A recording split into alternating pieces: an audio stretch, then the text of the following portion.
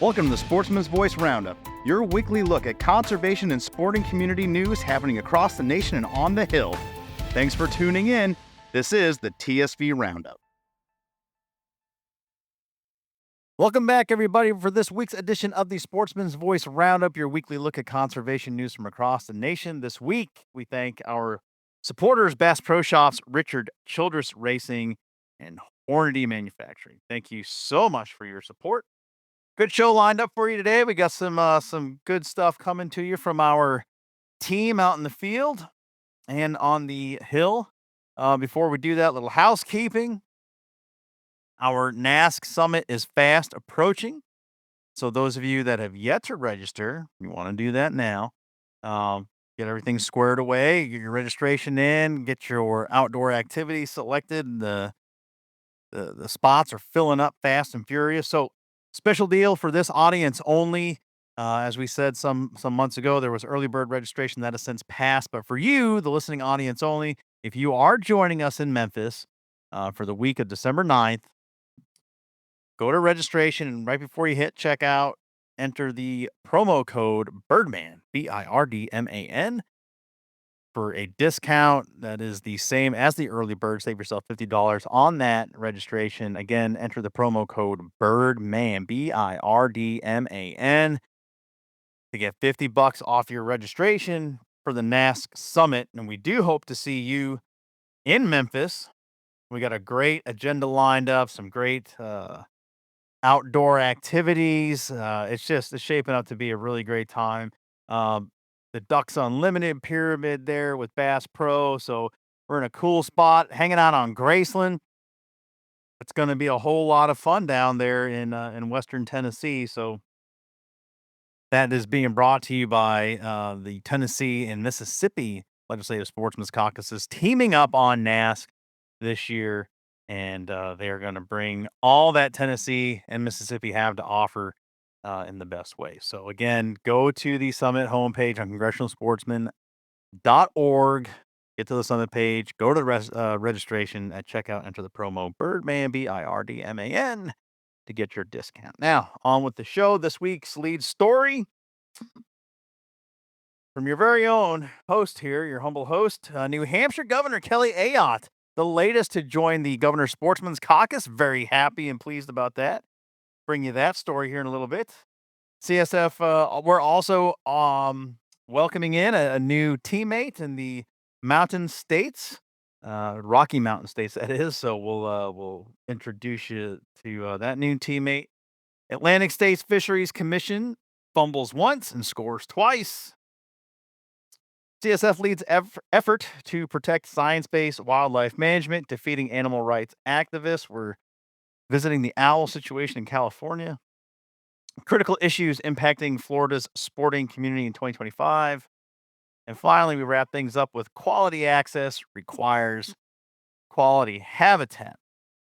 All that and much, much more. Let us get to our lead story. And as I said, your humble host here, resident of New Hampshire, longtime sportsman, proud to announce the addition of Governor Kelly Ayotte, who follows Governor Chris Sununu, 8-term governor Sportsman's Caucus member, and ended his term as the co-chair.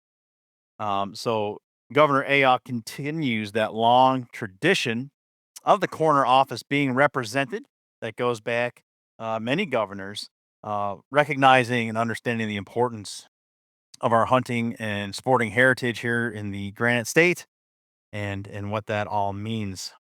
So quick dive into the article here. So folks that are new and don't know what the GSC is, the Governor Sportsman's Caucus is one of the last lines of defense against attempts to undermine our time-honored traditions and outdoor traditions. As that last line of defense, governor is able to send law forward or stop it as the veto power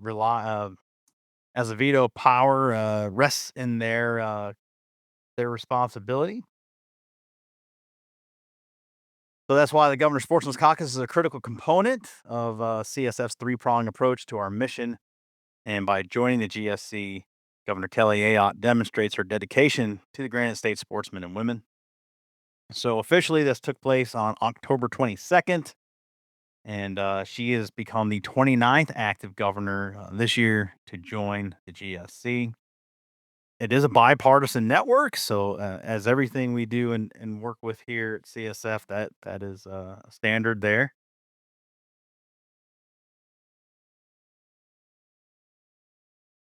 Some highlights here from the governor. She most recently signed chapter number 21, authorizing air rifles for hunting game, and chapter number 22, which increases penalties on poachers, illustrating the great value New Hampshire's wildlife plays in the Granite State.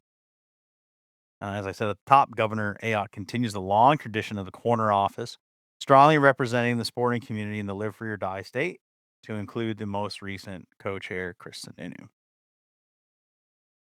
Those two pieces of legislation we covered extensively on this program earlier this year, and it was nice to have the governor put her signature on that, increasing access by way of air guns. And then also, we've talked quite a bit about the value of our game and non-game species and what poaching truly does. And so many of the penalties are often equate to a parking ticket, sometimes less. And um, through the Legislative Sportsmen's Caucus and our co-chair, Representative James Spillane, putting that bill forward and it getting passed and continuing to the governor's desk where she signed that, that's a really important piece as well. So we thank her for that.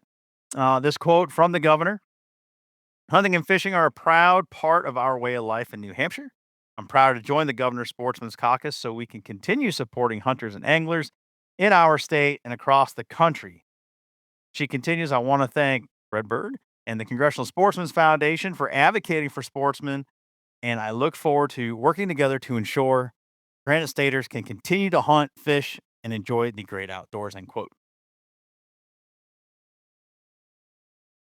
So we thank her for that. And also, not to put on the back burner here and bring it forward, but should be put out there that she also, in her first year of her governorship, was good enough to sign a National Hunting and Fishing Day proclamation, recognizing the contributions of New Hampshire sporting community back to conservation and economic impacts of our folks here who contribute to that by way of their licenses and participation in the outdoor tradition. Again, thank you to Governor Ayotte, and certainly look forward to working with her and her team in the next session because we've got some good stuff coming here in New Hampshire.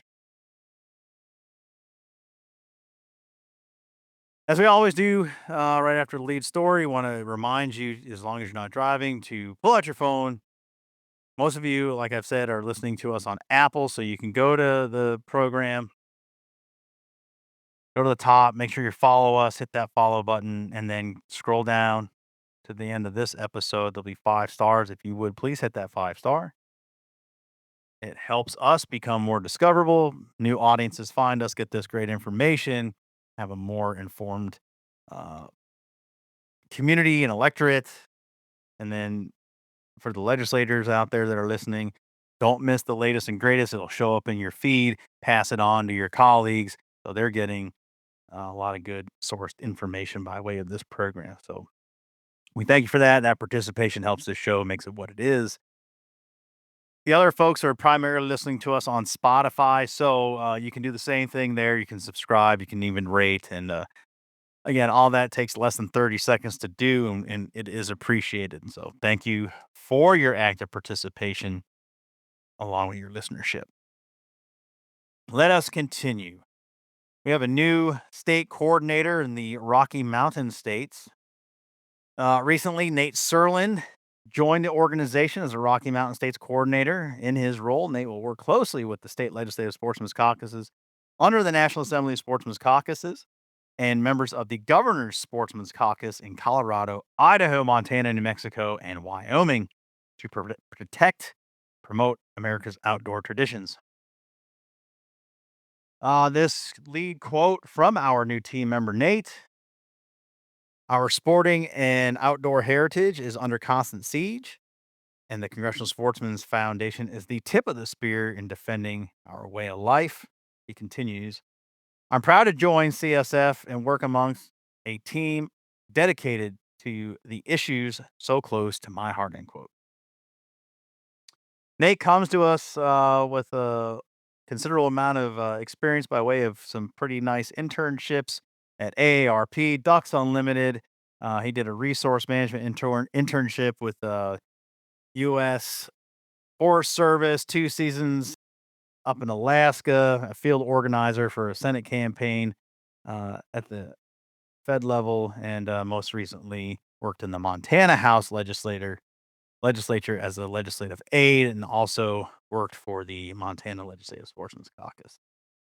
So, welcome to Nate. Look forward to having you do good work on the team out there in the beautiful area of Rocky Mountain region.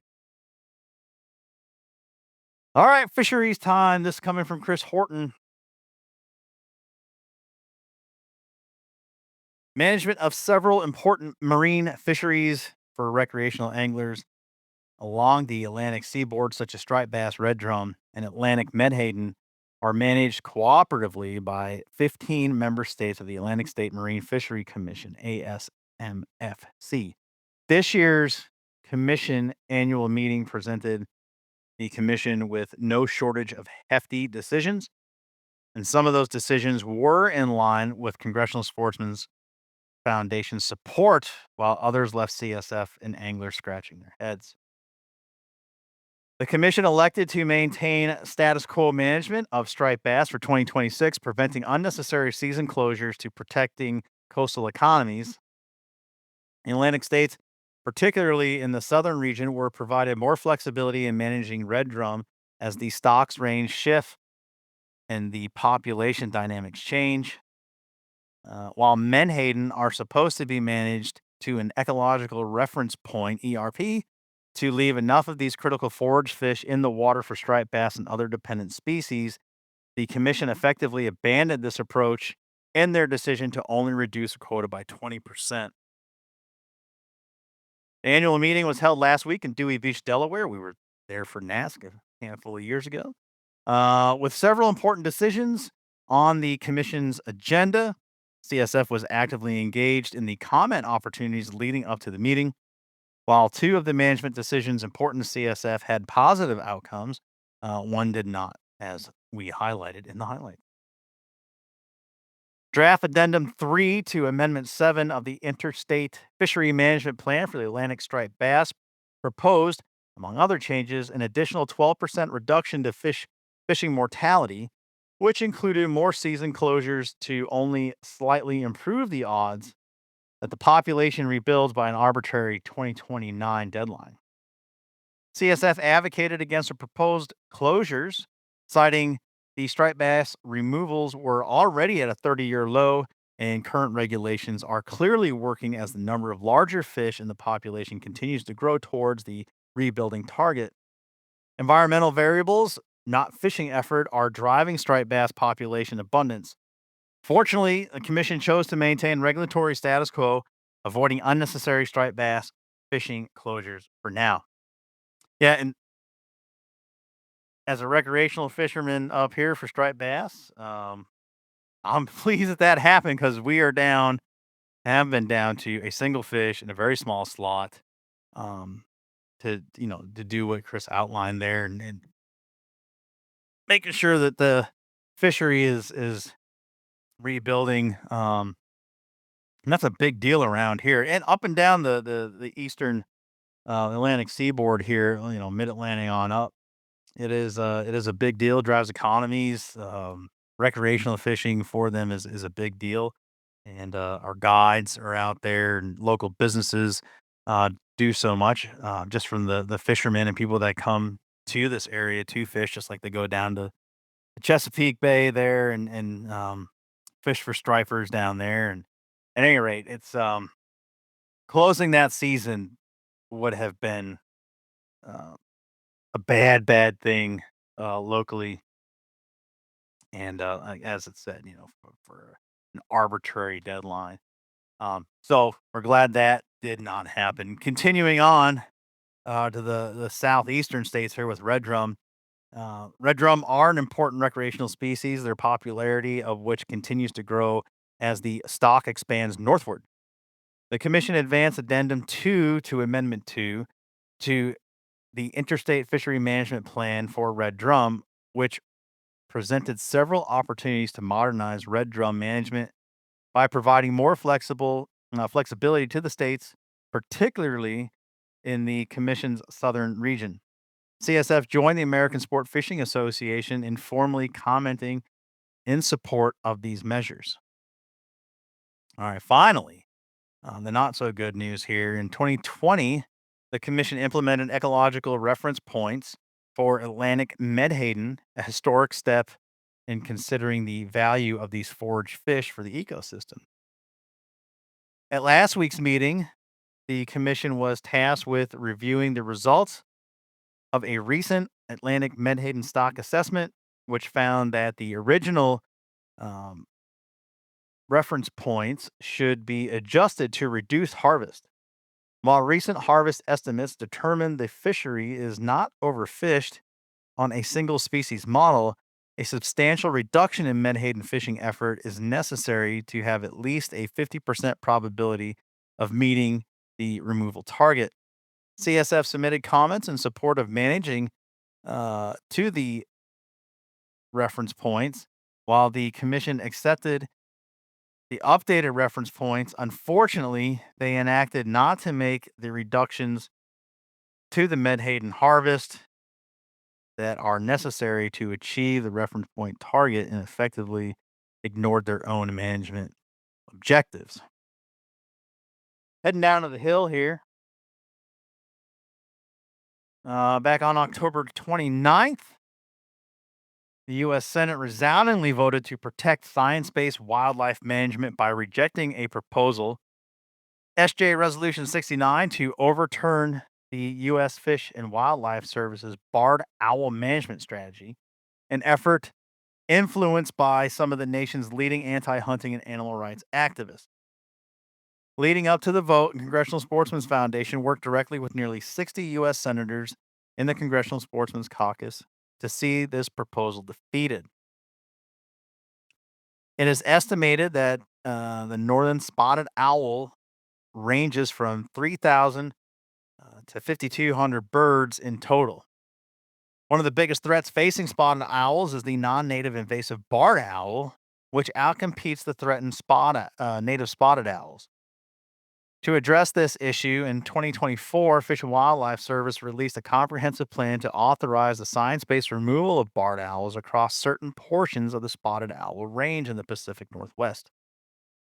This management strategy was developed by the professionals at Fish and Wildlife Service in collaboration with the affected state and tribal wildlife agencies and other important stakeholders under the Biden administration, and is strongly supported by Fish and Wildlife Service in the Trump administration, demonstrating that science-based wildlife management is not a partisan issue. Since inception, SJ Resolution 69 was not to be taken at face value of protecting owls, but rather this was nothing more than a disguised effort by animal rights activists to ignore scientifically sound yet difficult wildlife management decisions. Despite the years of collaboration and scientific efforts that went into developing this plan, animal rights activists seized the opportunity as yet another attempt to undermine science based wildlife management authority. The same animal rights activists who are quoted as saying, "We are going to use the ballot box in the democratic process to stop all hunting in the United States. We will take it species by species until all hunting is stopped in California. Then we will take it state by state." Were strong proponents of SJ Resolution 69.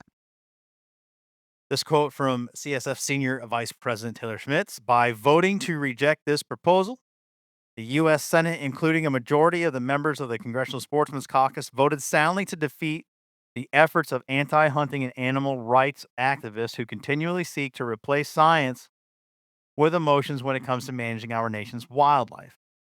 Schmitz continues, we thank our U.S. Senate for rejecting this proposal and upholding science as a standard for wildlife management. End quote. CSF will continue to lead the fight to protect Science Based Wildlife Management Authority and to defeat the anti hunting agenda of animal rights activists. I think that quote directly from them is an important one, and certainly one that we've talked about as part of a bigger strategy, especially in the smaller states or states that are more prone to capitulating to these wild, emotional, screeching arguments that are often made by that particular crowd. And it is death by a thousand cuts. It is species by species. It is method by method. Science be damned. And that is a national effort and strategy that has been employed by by these folks. I think that's as good as I can do it. Um, and no one's immune to it just because you got a deep rooted hunting heritage in your state and there's a good track record. You're not safe doesn't mean you're gonna be safe. As folks are finding out in this off cycle election season, by the time this program drops on Wednesday, um, November 5th, some states are going to shake out with new governors, down ballot positions that can and will affect our sporting traditions. And some of those folks that may get the seat are definitely sympathetic or actively participating in those anti-science, sporting messages and philosophies. So it all matters very much. So while this article talks specifically about owl quote unquote management, doesn't really matter as the Northwest is seeing, singling out the beaver, and other states are picking that up. That's another good example. Um, Fox, gray fox, fisher in the Northeast. So like, name your critter. There's a group advocating specifically for it as a means to end all consumptive use. Hell, we had gray squirrels on that line of strategy a couple years ago in New Hampshire. Um, just madness, truly. All right, I'll head down to Florida. This from Mark Lance. There have been several issues impacting hunters and anglers in Florida so far in 2025. Everything from saving one of the most popular trophy bass fishing lakes in the world, reestablishing a black bear hunting season, Florida Fish and Wildlife Conservation Commission restructuring, powers of game wardens, and more were on the docket. CSF, along with so many in state national partners, work diligently to advocate on behalf of sportsmen and women as well as science based wildlife management. Hunting and fishing, recreational shooting, and trapping make up so much of the cultural and economical fabric of Florida, and the abundant opportunities for sportsmen and women attract folks from all over the country to come and experience all that the state has to offer. Destroying the dam at Rodman would have killed a top bass fishing destination in Florida, but it also would have required further taxpayer dollars to support long term restoration efforts that likely would have not achieved any appreciable environmental gains beyond the current functions of the reservoir. Freshwater fishing in Florida has a $1.7 billion impact. Additionally, Florida's anglers generate over $64 million in funding for conservation through the user paid public benefit structure of the American System of Conservation Funding. Rodman Reservoir is a key piece of freshwater fishing in Florida, so removing it would have resulted in not only a negative impact to the recreational fishing industry itself, but also state and local economies. Science-based wildlife management was one of the key tenets of the is one of the key tenets of the North American model of wildlife conservation. Urban and suburban development continues to expand throughout the state. However, even with loss of habitat, the Fish and Wildlife Commission staff reports show that bear populations are either stable or increasing in almost every corner of the state. This inevitably has led to human wildlife conflict, and hunting is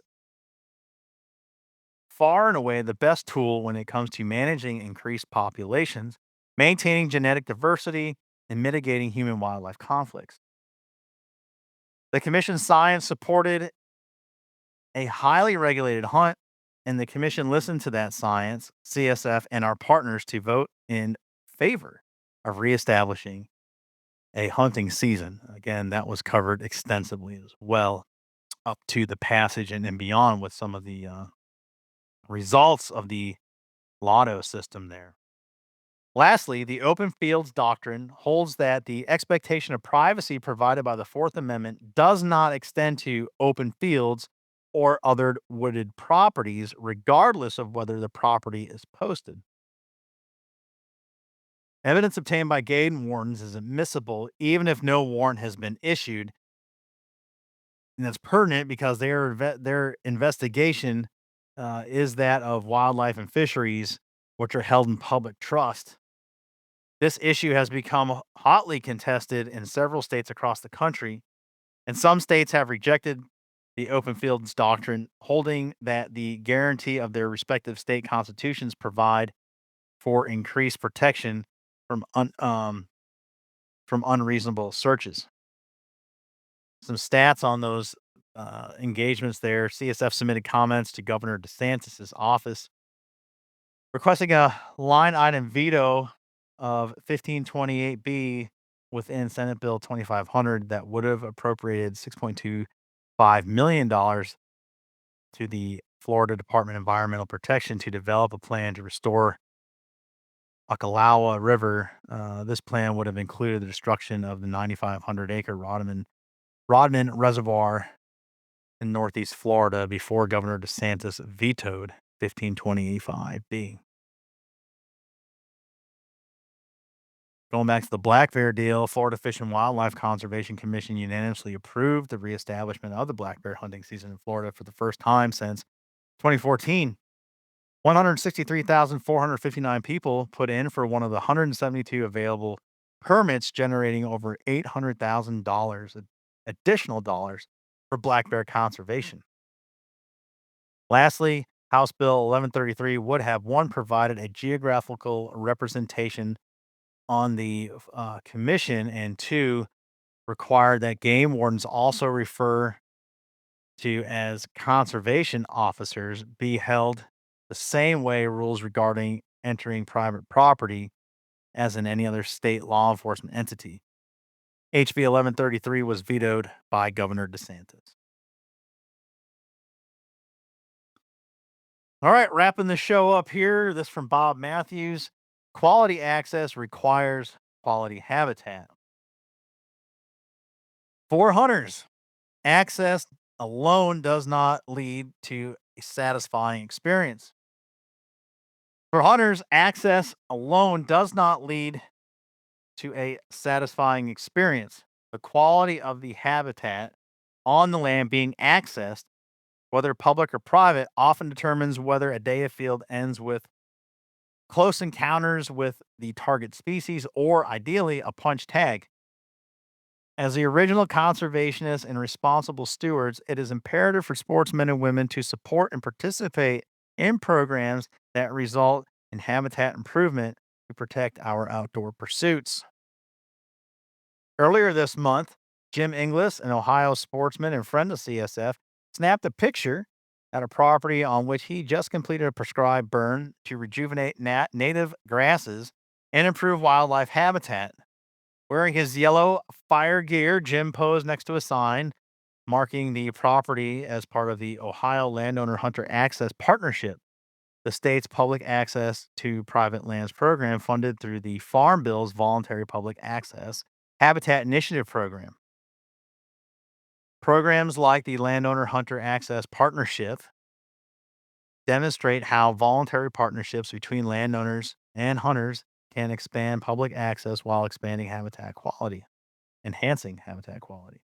These programs reward active land stewardship not just by opening gates to hunters, but by encouraging practice like prescribed burning, invasive species control, and native vegetation restoration that sustain wildlife populations.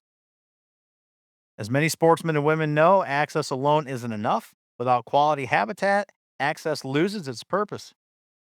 That's why initiatives like the Voluntary Public Access Habitat Incentive Program go beyond simple permission. They invest in the ecological health of the land itself, ensuring that hunters and anglers continue thriving in sustainable landscapes. For hunters, with current federal conservation program funding temporarily frozen due to the government shutdown, the work of conservationists like Jim underscores the importance of continued support of the Farm Bill and state level programs that drive habitat management on private lands. The success of America's outdoor traditions depends on both quality, quantity of access, as well as commitment of land stewardship to keep the land wild, productive, and open for future generations. As always, you can go to all these articles at congressionalsportsman.org, congressionalsportsman.org. Go to the Media Center. You can catch all the new news there. While you're there, you might as well subscribe to the EPUB of the TSV weekly publication. In those articles or in article links, you can follow those, do more deep dives, see the testimony, see some of the stuff we're talking about, further educate yourself on the issues at hand. That is going to do it for this week's show. No feature this week, just the roundup. We will come back to you folks on the 13th with a feature episode. We sit down with Tom Opry with the latest film, The Real Yellowstone, that is out now. Tom's going to be joining us at the NAS Summit, where he will feature a screening of his documentary, The Real Yellowstone. But we'll sit down with him and let him talk about that. And those of you coming and ask will have something to look forward to. And then we're rounding out the year with our festive editions of the show. We'll talk about some cooking, some Christmas shopping, and we'll do a retrospective look back at the year that was, as far as federal policy goes, and looking forward into 2026. So make sure you tune in for that. In the meantime, plenty of good content in the last few releases of the program, the feature program.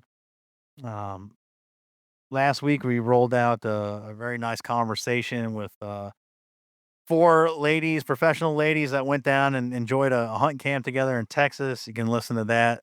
That's a good, just a good fireside chat. Then we recapped the Trappers College from Fur Takers of America. And then just so much good stuff back. So you can always take these shows in pieces and increments and go back and enjoy them. A lot of this stuff lives on. It's so far as it's still relevant. Not a whole lot of it times out.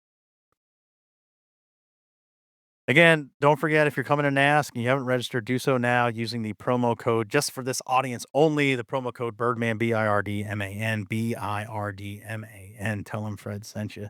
And I hope you guys are able to take advantage of that and use that.